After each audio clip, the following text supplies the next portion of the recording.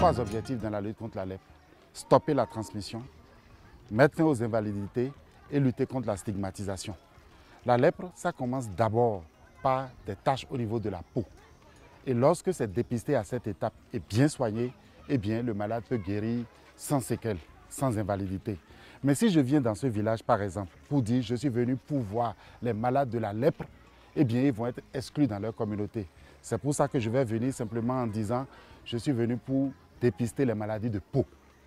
De cette manière-là, je vais dépister et soigner ceux qui ont la lèpre, mais aussi je vais apporter des soins à toute la communauté et donc prendre en charge les personnes également qui sont atteintes d'autres maladies de peau.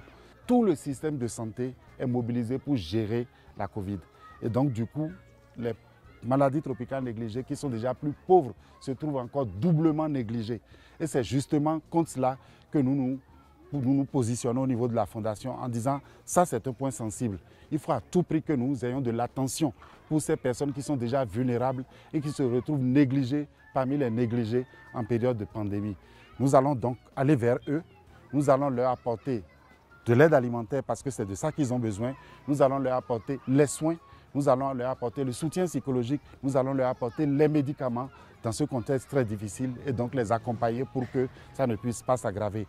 Parce que voyez-vous, si par exemple la personne a une infection et que je ne prends pas en charge très tôt, eh bien je finirai par l'amputer.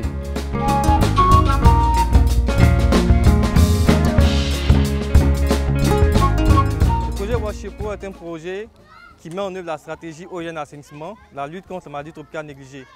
Et donc nous ciblons les acteurs de base qui sont les enfants, les femmes et le centre de santé. Pour mettre en œuvre, pour cibler ces acteurs, nous avons 3 grands axes. Une partie qui concerne les infrastructures, donc remettre les infrastructures à un certain niveau. Donc à l'école, pour des latrines, au centre de santé, la réhabilitation de la maternité.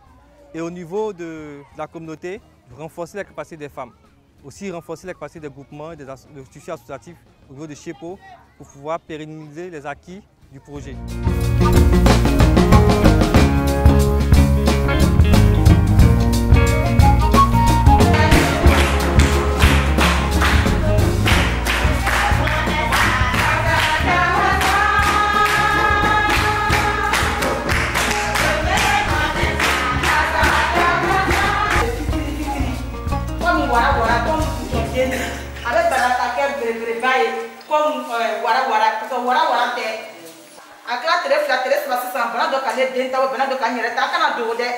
Il est très important d'impliquer les mamans au sein de notre association parce qu'aujourd'hui, quand nous parlons du développement, surtout dans le village de Ménéry-CHEPO, nous faisons d'abord allusion aux différentes mamans. Parce qu'avec les mamans, il y a beaucoup de changements. La femme doit amener les enfants à connaître l'hygiène. La femme doit amener aussi les enfants à changer de comportement, à montrer aux enfants comment est-ce que fait le lavage des mains. Et la femme aussi, à travers la femme, on peut connaître les différentes maladies, comme les maladies tropicales négligées. Elles peuvent savoir si un enfant atteint de cette maladie ou pas. Voilà, ensuite on entre les doigts.